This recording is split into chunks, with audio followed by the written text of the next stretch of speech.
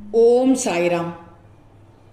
என் அன்பு குழந்தையே, மனதில் ஏற்பட்ட குழப்பம், சலனம், இதனால் பல முறை பாதி மாறி போக இருந்த உன்னை எனது பிடியில் வைத்துக்கொண்டு நான் இருக்கிறேன்.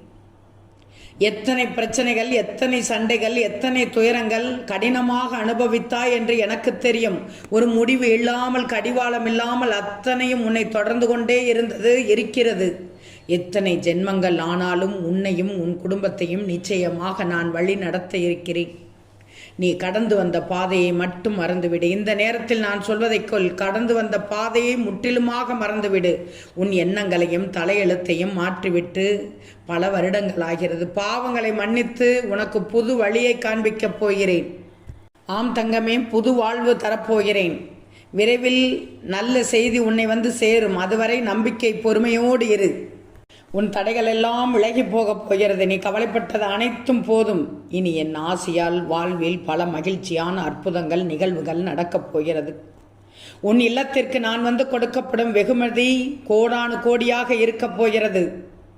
வாழ்க்கையில் மன்னிப்பதும் மன்னிப்பு கேட்பதும் எந்த வகையிலும் உன்னை சிரமப்படுத்தப் போவதில்லை. பயப்படாதே. எஞ்சி இருப்பது இன்னும் எத்தனை வருடங்கள் யோசிச்சுப்பார். எத்தனை வருடங்கள் யோசித்துப்பார். எத்தனை நாட்கள் என்று யோசிச்சுப்பார். உனக்கே தெரியாது.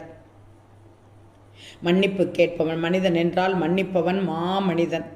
நீ செய்யும் ஏதாவது ஒரு விஷயம் உனக்கு தவறாக தோன்றினாலோ அல்லது தவறு என்பது உன் மனதில் சின்ன எண்ணமாக தோன்றினாலோ மன்னிப்பை கேட்டுவிடு. அதுபோதும் தங்கமே. வாழ்க்கை என்பது கடல் போன்றது. முடிவில்லாமல் நகர்ந்து கொண்டிருப்பாய். எதுவும் உன்னோடு இருக்கப் போவதில்லை. உன்னிடம் உறுதியாக மெஞ்சுவதெல்லாம் அலைகளைப் போல உன்னை தொட்டு செல்லும் சில மனிதர்களின் நினைவு மட்டும்தான். விழுந்து விட்டால் விலகி ஓடுவதும், எழுந்து விட்டால் விரைந்து வருவதும் தான் இன்றைய உறவுகள். அன்பை மட்டும் கடன் கொடு. அது மட்டுமே அதிக வட்டியோடு உனக்கு திரும்ப கிடைக்கும். நல்லவர்களை மட்டுமே சந்திக்க வேண்டும் என்று நினைக்காது. சந்தித்த எல்லோரிடமும் நல்லவராக இருக்க முயற்சி செய். அதுதான் நீ வாழ்கின்ற வாழ்க்கைக்கு அர்த்தம் சொல்லும் தங்கமே. எண்ணம் போலவே வாழ்க்கை. அவநம்பிக்கை அவஸ்தை தரும். தன்னம்பிக்கை தெளிவு தந்து வெற்றி பெறச் செய்யும். உன் வாழ்க்கை உன் நம்பிக்கையில் உள்ளது. உன் நம்பிக்கை தான் உன் வெற்றி.